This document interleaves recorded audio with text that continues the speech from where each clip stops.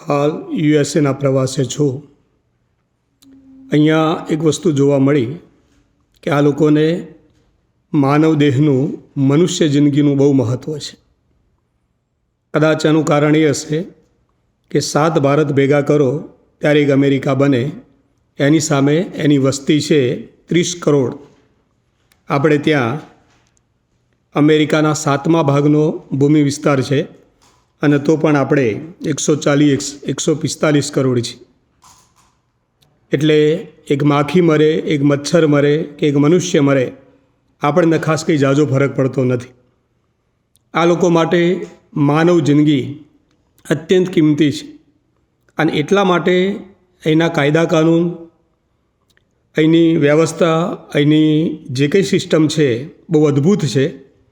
એની અંદર એક વસ્તુ ગઈકાલે જોવા મળી કે આ લોકો જે કંઈ ખોરાક ખાય છે એ ઘરે હોય, કોઈ પણ પેકિંગની અંદર મળતો હોય, હોટલ કે રેસ્ટોરન્ટની અંદર હોય, એની અંદર એટલા બધા કડક કાયદા છે કે ભેળસેળનું પ્રમાણ બિલકુલ ચલાવતા નથી.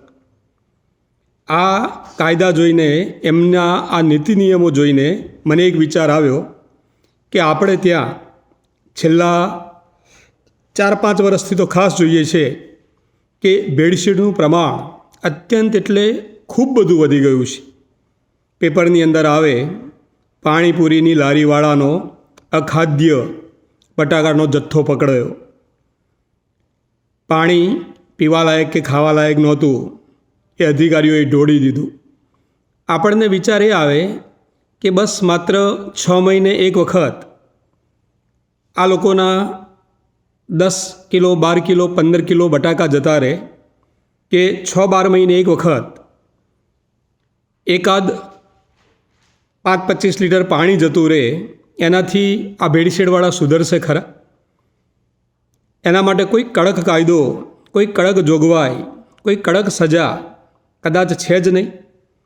અને મારી જેમ દરેકનો એવો આત્મા કહેતો હશે કે આપણે ત્યાં ભેળસેળ ખાતાની અંદર અધિકારીઓ છે, સાહેબો છે, પણ કદાચ એ લોકો જે રીતે કામ કરવું જોઈએ, કે જે રીતે કડકાઈ વર્તવી જોઈએ, એ નથી વર્તતા.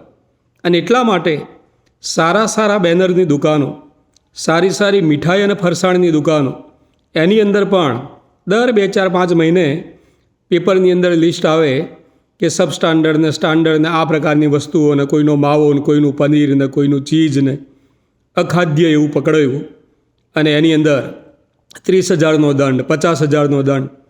આખું વર્ષ લાખો રૂપિયાનું પનીર આ લોકો વેચતા હોય, એની સામે આ લોકોને 30,000નો દંડ કરે તો એ કતઈ સુધરવાના ખરા? દુઃખ તો એ વાતનું થાય. તમે જુઓ સિસ્ટમ આપણે ત્યાં કેવી છે.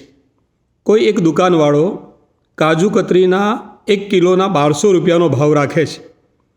હવે વિચાર કરો કે એની અંદર જે કાજુ વપરાયા હશે, જે કંઈ અન્ય વસ્તુ વપરાઈ હશે, આ કાજુ કતરી બનાવવા માટે જે કંઈ વસ્તુ વપરાઈ હશે એ બધી જ વસ્તુનો ભાવ નક્કી કરીને, એની અંદર પોતાનો નફો ઉમેરીને પછી એ દુકાનવાળાએ નક્કી કર્યું હશે કે 1200 રૂપિયાની અંદર મને પરવડશે, મને પોસાશે. એક પણ ગ્રાહક ક્યારેય તમે એવો જોયો કે કોઈ પણ દુકાનની અંદર જઈને મીઠાઈના ભાવ માટે કે ફરસાણના ભાવ માટે રકઝક કરતો હોય? કતઈ કોઈ ગ્રાહક કોઈ દુકાનની અંદર જઈને એવું કહે છે કે આ કાજુ કતરીનો 1200 રૂપિયા તમે લો છો, પ્લીઝ મારી પાસે 1150 લો છો ને, પ્લીઝ યાર તમે તો ઓળખીતા છો, 1000 રૂપિયા લેજો ને, દર વખત હું તમારી દુકાનેથી જ લઈ જાઉં છું, આ વખત જરા 50 રૂપિયા ઓછા કરો. આવું ક્યાંય કદાચ કોઈ કહેતું નથી, અને કહે તો કોઈ કદાચથી ચલાવતું પણ નથી. એને 1200 રૂપિયા નક્કી કર્યા છે, પ્રેમથી બધા હસતા જે ભાવ નક્કી હોય છે એ આપી જ દે છે. તો પછી મને એ ખબર નથી પડતી કે 1200 રૂપિયા કાજુ કતરીના ભાવનો કે અન્ય કોઈ પણ મીઠાઈનો ભાવનો, કિલોનો 500 ગ્રામનો ભાવ, એ મીઠાઈ હોય, ફરસાણ હોય, અન્ય કોઈ પણ ખાવાલાયક વસ્તુ હોય, તમે બધું નક્કી કરીને તમારો નફો ઉમેરીને પછી એ કિંમત નક્કી કરી છે અને ગ્રાહકો હસતા એ કિંમત તમને આપે છે, તો પછી ભેળસેળ કરવાની જરૂર કેમ પડે છે? આટલો બધો પૈસાનો મોહ કેવો? હોટલની અંદર જમવા ગયા, એક સબ્જી મંગાવી 280 રૂપિયા.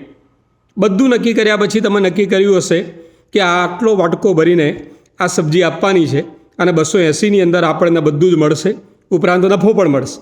અને એ 280 રૂપિયાની સબ્જી, એની અંદર એ પાછી કંઈ કેટલાય પ્રકારની ભેળસેળ કે કેટલાય પ્રકારની ચીજવસ્તુઓ જે ખાવાથી મનુષ્યને જાત જાતના અને ભાત ભાતના રોગો થાય, આ પ્રકારની વસ્તુ અંદર નાખીને કર્મની બીક તો હવે કોઈને રહી જ નથી. કર્મના સિદ્ધાંતો તો લગભગ આપણે ત્યાં સાવ મરી પરવાર્યા છે. ભગવાન જોશે, ના સારું નહીં થાય, ના પાપ, ના પુણ્ય ને એ બધું તો આપણે બહુ બધું પાછળ છોડી આવ્યા છે. તો મને એ નથી સમજાતું કે પોતાનો મનગમતો ભાવ લીધા પછી પણ આ દુકાનવાળા, આ ફરસાણવાળા, આ મીઠાઈવાળા, આ પાણીપુરીની લારીવાળા, ઇવન આ કેમિકલ નાખેલા શાકભાજીવાળા, આ બધા કેમ આવું બધું કરતા હશે? અને એની સામે આપણું જે ભેળસેળ પકડવા માટેનું ખાતું છે, ગુજરાત સરકારનું આ ખાતું એવી ઘનઘોર નિંદ્રાની અંદર ઊંઘ્યું છે કે વાત મત પૂછો. અને કદાચ કાં તો જાગૃત છે તો એમની રહેમ નજર નીચે 5-25 એમને કદાચ એમને પહોંચતા હશે અને એમની રહેમ નજર નીચે આ બધું ચાલતું હશે. બાકી આટલી હદે ભેળસેળ મનુષ્યના જીવન સાથે આટલી હદે ચેડા તો કદાચ જગતના કોઈ દેશની અંદર નહીં હોય.